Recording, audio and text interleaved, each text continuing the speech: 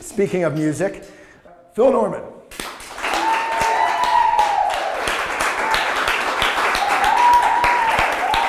Phil, thanks for joining us.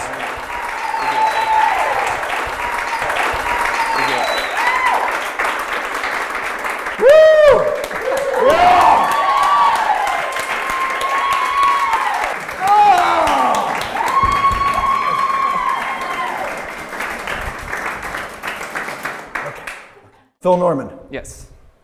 Phil Norman. So you play a very large violin, I noticed. What's up with that? It's the bowl fiddle. The bowl fiddle? Yes. Is that actually a term? It is. Is that like the traditional term for this? Yeah. So it's not a cello? Well, it's a cello, but if like how a fiddle is a violin. Which is it? Depends how you're playing it. Cool. So, and I understand you play with a whole bunch of bands and stuff in Denver? I do, yeah, sort of all around the Front Range. Sort of all over the place. I play with an Irish punk band called Delilah's Revenge. Wow. And I play with Delilah's Revenge and Flogging Molly. There's like a theme of these. Yeah, a little bit. It's kind of similar sound. And I play with a singer, jazz folky singer named Christy Stice. And I recently started playing with this folk bluegrass duo called Bettman and Halpin. How fun. Yeah. So I understand you kickstarted your career in some way? Yeah, I did. This past spring, I did a Kickstarter to, I had recorded an album, and so I did a Kickstarter to print it and to release it. And how'd that work out? Really well. My goal was $2,000, which is significantly lower than everybody else's we've been talking about here, but I raised $2,700. Nice. And so just got the printed album, and now I'm working on the release, which will be this winter sometime. So, and again, I have to say, as a senior person on the stage, way back in the day, back in the 90s, I remember like musician friends trying to put out an album and talking to, you know, overweight old rich people and like just really begging to try and get an album made. Well, and that's one of the reasons why I really love Kickstarters. It oftentimes gives somebody, like it's hard to find money for music anymore because it doesn't make a whole lot of money. So to have somebody invest in it with the idea of getting their investment returned. It's funny, it seems like music makes a ton of money, but I guess a certain type of music makes a ton of money, which I don't know if I would necessarily fit in with that, but so it's really nice to have the Kickstarter where you don't have to worry about a label. You can sort of, and I feel like as the music industry changes with the internet and labels are looking at, I feel like there needs to be a change in how the music industry works. So, because labels, a lot of times now, you take them a CD and they're like, well, we don't care about the music. Can you sell stuff? Right. You know, can you make us money? Because they're a little bit desperate. Yeah, and so Kickstarter allows artists like myself who, you know, are just kind of getting started on a musical career to raise some money to make that product. Say, here, I've done this. You know, I've done all the work for you. Now, what can we do with this? So cool. Yeah. So I really, it has helped me a lot.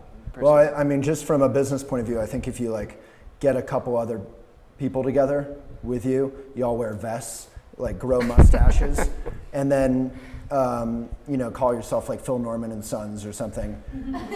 You'll sell with the bowl fiddle thing. So on that incredibly courteous note, would you play something for us? Yeah, definitely. This is a tune I wrote called Teal, and it'll be the first track on the album that's coming out this fall called The Moon Has Strange Ears. Wonderful. And is this the 20-minute one or the 30-minute one? Well, it's about 2.5 minutes. No. Great. Well, thank you so much, Phil. Thank you.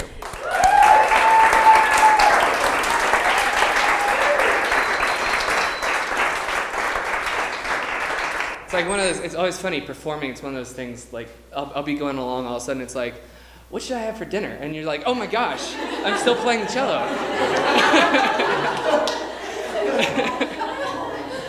Yeah. Okay, take two, sorry.